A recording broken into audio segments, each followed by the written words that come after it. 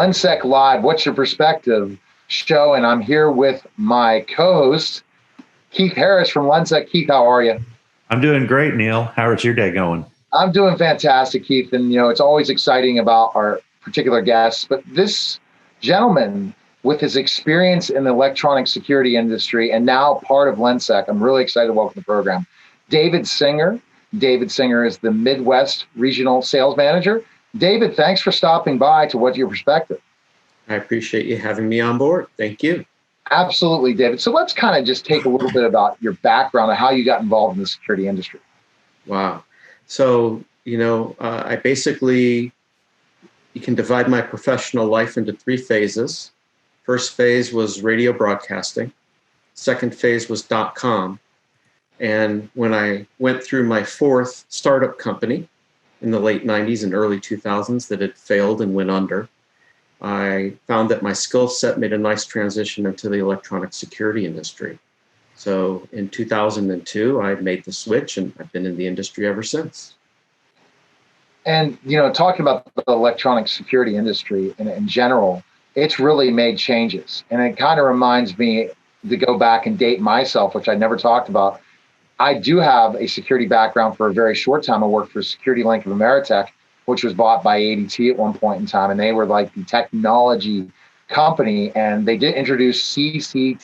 Mm-hmm. And that was like such a blown away thing. We're thinking about just the security, just basic security systems in the homes and in commercial. And then we introduced that process. So that's even dating me, isn't it, David? In a lot of ways, talking about CCTV. It is. When you say CCTV in general, you're dating yourself because that term hasn't been used in several years. Not in a long time. But, yeah. 2002, we were just transitioning when I got started into digital video recording, getting away from multiplexers and recording on VCR tape. And then prior to that, actually using film. If you go back to the 70s and 80s, a lot of it, the bank cameras were done on film, actual 8mm film that they had to go and get developed to be able to see the footage. Transition to VCRs. I remember walking into casinos with just racks of videotapes. It was unbelievable. The more cameras they had, they literally had 30 tapes for every camera. And they were numbered 1 through 31, and they would just switch them out at the end of every day.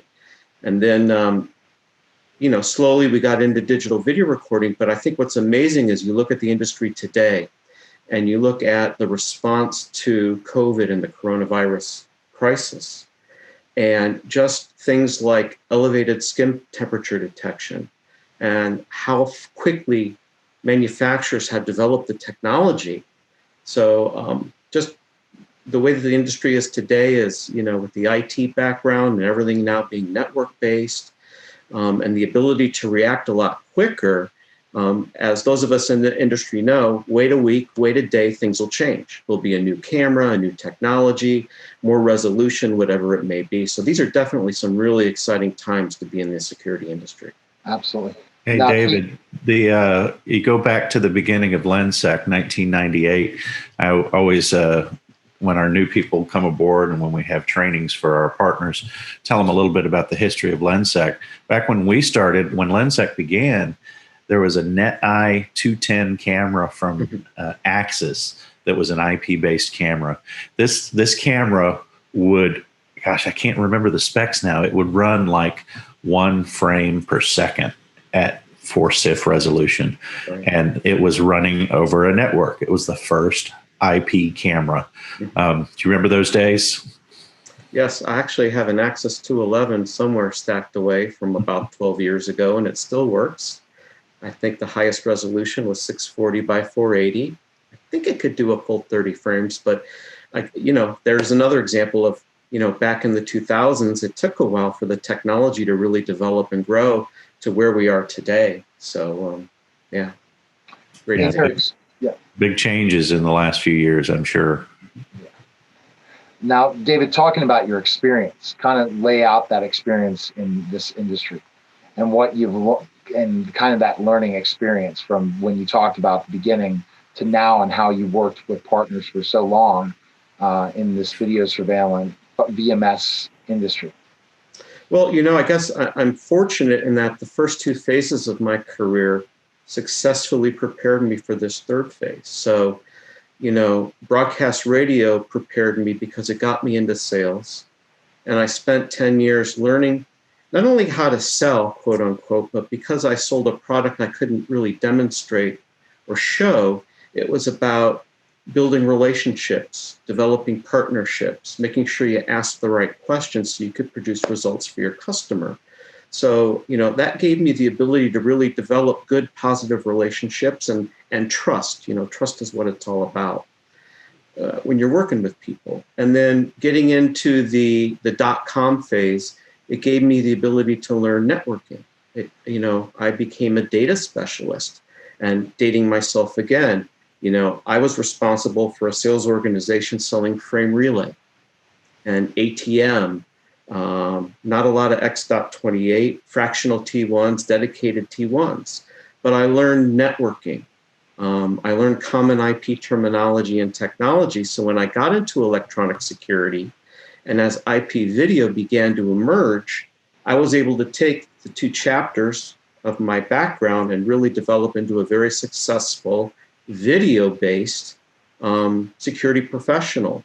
And even from day one of selling to today in my current role, I think what I really enjoy most is the process. And that is getting to know somebody, finding out what their needs really are, developing the relationship, getting them to the point where they start using the product, whether it's an end user, whether it's an integration partner, whatever it may be, and then actually implementing and seeing the results.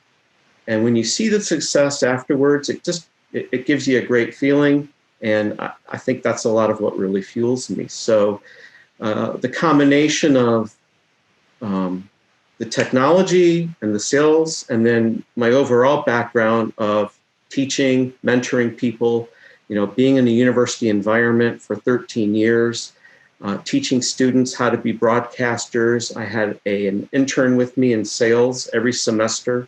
When I was 10 years old, I was given a set of twin brothers. So I was kind of a third parent and a mentor to them. So all of that, the coaching, the mentoring, the technology, the sales ability, really, I've developed a lot of successful partnerships and relationships over the years. I look forward to continuing it now with LENSEC. Fantastic. And Keith, it's very interesting to talk about the process of the partnership and what David brings to the table is so important for our partners. To have somebody that enjoys the demo process. The demonstration is such an important part of explaining our solution and how it can help others. Well, it's the same thing as when you're practicing a sales pitch for a potential partner or a potential customer, as it is for preparing for a broadcast or a news segment, or whether it be David spent many years doing broadcasting and radio and preparing for a long overnight show and getting ready to go. It's all about preparation and hitting the points that you want to get, and then working on that relationship to back up what you say. And excited to have you, David, in the West region of the United States. I'm sorry, you're Midwest. Region of the United States. Yes. And so you've got a lot of experience through that swath of the country, don't you? I do. I spent the last 15 years either as a manufacturer's rep or directly with the manufacturer as a regional sales manager or director in, the Great Lakes, generically speaking, the Midwest, and then the last 5 to 7 years, I've spent some time in the Rocky Mountains, which isn't part of this territory, but I have some very good relationships and partners out there.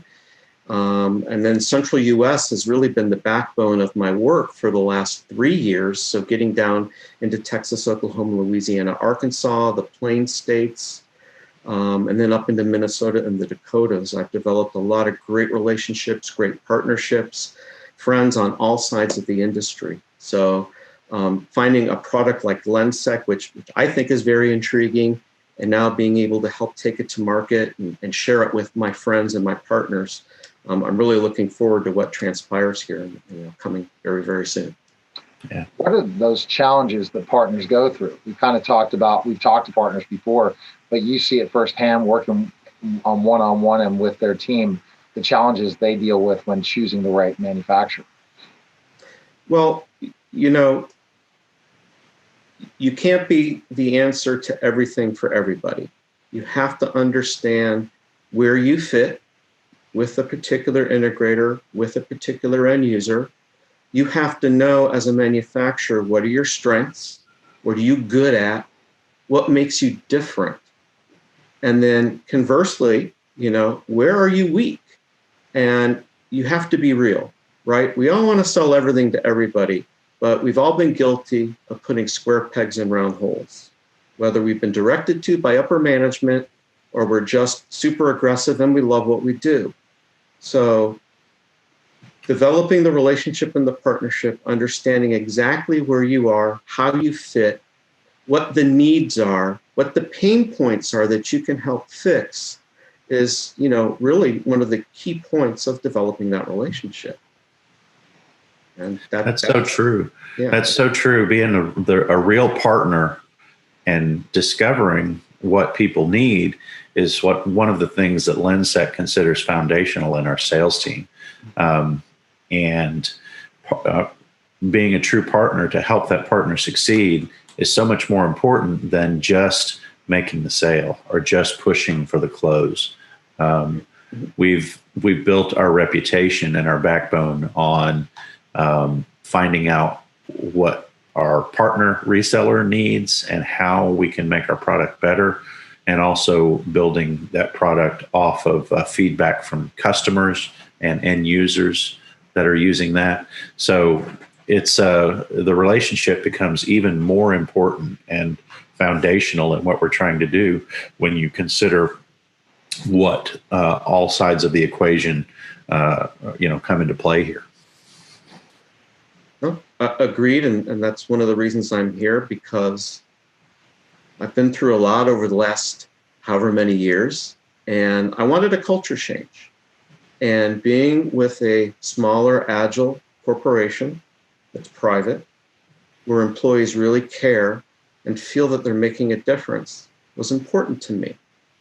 And the ability to work directly with customers, both the end user, the integrator, and help them and be nimble enough to work together to develop integrations and ways to make things work so that ultimately the end user sees what they want to see or has the experience of what they want. Being able to do that is exciting and critical, and I think makes a big, big difference in today's world. Everything has just become so closed-ended, and LENSEC is open-ended as well. The ability to create the system with the proper pieces and parts to produce the results the end user needs to see. That's a very simple philosophy that I've always lived by. And completely, that's what's important that makes LENSEC so special in so many ways. But now talking about the product, David, you talked about agility. You chose reasons for kind of a change, but also you see something else that's very special about LENSEC as well as the product. What intrigued you about the product? Well, there's a few things. Obviously the open platform part is huge. Being able to, again, pick the pieces and parts, whatever you want to use. But there were a couple other things that really stood out to me. The main one being that this is a browser-based software written with HTML5. So makes it capable of doing a lot of very intriguing type integrations. But the fact that you don't have to worry about fit client, you don't have to worry about client updates and upkeep on computers. So it makes you very nimble when it comes to a rollout. You don't have to go and do the install of the software on all the client PCs. You don't have to worry about updates on the client PCs as well. We all want the latest and greatest. Software update versions are put out for a reason. With LENSEC, I love the ability to just update the main components, but the client remains compatible regardless, because that's just the nature and the structure of the system. I think that's huge. The other thing that I really like is the topology of a LENSEC system. without getting real technical and giving away the secret to the sauce. Just for those looking at cloud environments or the ability to build and host their own cloud environment with a lot of their own components. The main structure or the main topology that LENSEC provides can lead to that type of environment as well. So those, again, combined with the openness of the platform, is what really attracted me to LENSEC and the culture. Okay. So 4 things. Yeah. So I just realized we've got an old radio guy, we've got an old radio guy, and we have an old radio TV guy on the program. We were talking about this before the show, but you've got a long background in radio, as you mentioned, and I have 20 plus years in broadcasting, and Neil's got, thousands of interviews under his belt. So how did you get into radio to start with? Well, I made a decision as a young adult, fresh out of high school, that whatever I decided to do in life, I wanted to enjoy. And being a child of a bygone era where music was rampant, I decided to take the route of my heart and go after a music and a broadcasting career. And I ended up at the University of Florida because at the time I was looking at schools. Living in Detroit, Michigan, there was a big auto recession going on. And I wanted to specialize in broadcasting. I actually had visions of being a TV weatherman, believe it or not. That was my first desire. And I researched broadcasting schools outside of Detroit and Michigan in the Southeast, and University of Florida kept coming up. So I checked it out, and it was everything I wanted it to be and more. Ended up there. But the TV path was, I spent a semester operating a camera. Then I spent a semester operating a teleprompter. And it wasn't getting me to where I wanted to be. Went upstairs to the radio station, and by the way, a 100,000 watt commercial FM radio station owned by the University of Florida. Really? I started writing and producing commercials, having a blast, opportunity. And by the way, I got paid for that. The TV work was strictly voluntary. So, I started doing the AM station, 50,000 watts, the graveyard shift, the beautiful music. Got involved in the FM station, the 100,000 watt rocker, which was album-oriented rock back in the day, for those of us that remember that. Started with the graveyard shift there too, and in 2 years was doing the morning show and getting ready to graduate from the university. Basically, that's how I got into radio. And then from there, once you graduate, you really don't work at the radio station anymore. You go on to a career. But because it was a 100,000 watt commercial FM station, the sales manager thought I had what it took to make it in sales. He took me under his wing. He gave me a phone book and a house account list, and he kicked me out on the streets. And that's literally how I learned, how I became a salesperson. And in 2 years of very hard work, I actually built the #1 account list at the radio station. I also kept an on-air presence for another 10 years. So I went from being a student and going through the program to graduating and actually working as an employee for the radio station. So I spent 13 years in Gainesville at the University of Florida. Wow. And during that time period, running a broadcast, that's interesting, right? As the DJ or host of the music show, right? And making sure everything goes as planned. Because there's a lot of times things don't go as planned in radio, right? I have some horror stories. But yes, preparation key. When I finished my radio career in 1996, I was doing 5 hours on Saturday night, which was an alternative radio show from 8 p.m. to 1 a.m. It was, college town. So, and there was no real student radio station in Gainesville. It still really isn't. And that was popular at the time. And I did a local music show on Sunday night, but scripted, prepared. I brought in a lot of my own music. I was the only person at the radio station given that capability, which was really, really cool.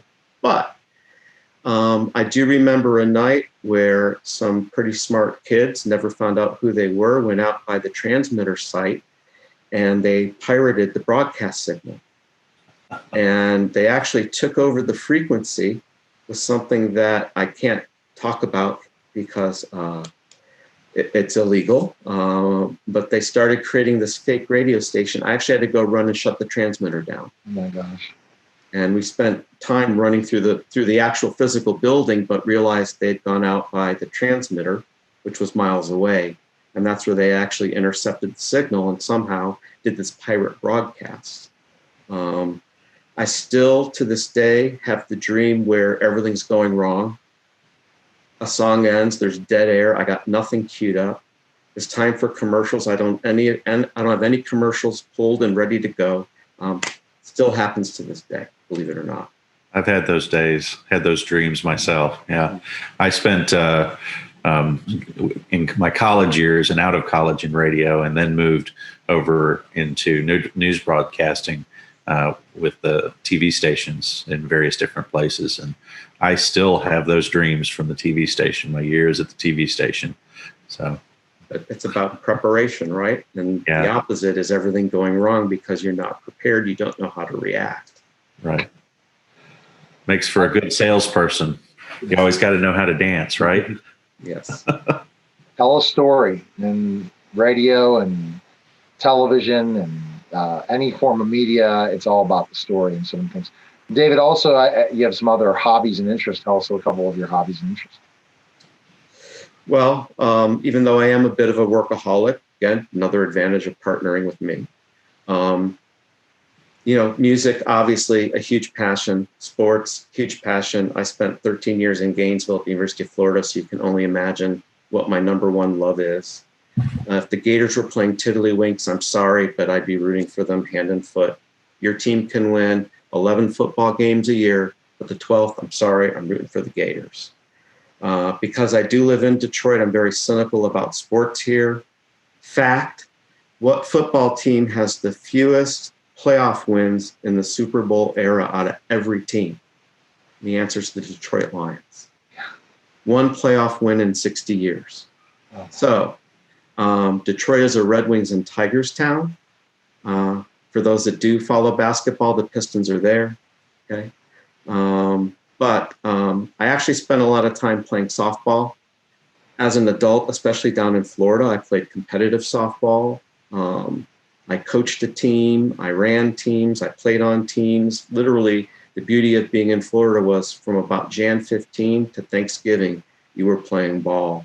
So traveled to a lot of tournaments, played competitive softball, men's softball, women, co-ed softball with women, even played different associations. So if you get into ISA softball, without getting too far off the beaten path, you can do trick pitches, there's stealing, and all that kind of stuff in slow pitch softball. I think he's going to represent us in the next softball tournament, or we going up together. For Mission 500, right? Yeah. And the good thing is David knows how to slow pitch or fast pitch. Yes. So you get ready. Little past my prime, but I'm still out there competing because, again, competing is what it's all about to me. On the softer side, believe it or not, I like gardening. I like getting out in the yard and playing in the yard, whether it's the lawn, the garden, flowers, plants, bushes. Photography, I enjoy. And obviously with technology, it's made it super easy and super fun.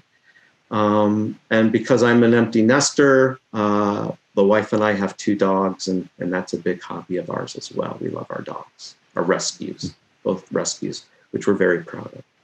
Oh, wow. So very good to get to know David. But for people in the Midwest region that want to see a demo of LENSEC and stuff, you can check David. David, the best place to connect with you probably is at lensec.com. But also you have a Calendly where they can schedule a demo today, right? Right. So I have a Calendly site, Calendly, CANDLY.com/DSinger-LENSEC. So you can schedule, you can see my calendar. You can schedule your own 30 or 60-minute demo, or if you just want to have a 30-minute discussion with no show and no flair, happy to do that as well. Many of you I'll be reaching out to proactively. A lot of you, we're going to reach out to you regardless, because I think LENSEC has a great story to tell. And I want everybody to at least have the chance to hear it. So I do want to share LENSEC with everybody. So prepare to hear from me or somebody from LENSEC.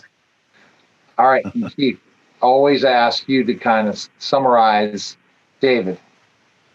Well, we're so excited to have David aboard. I think he's going to be, it already is, a great addition to the team and has brought us a vast amount of knowledge and skill.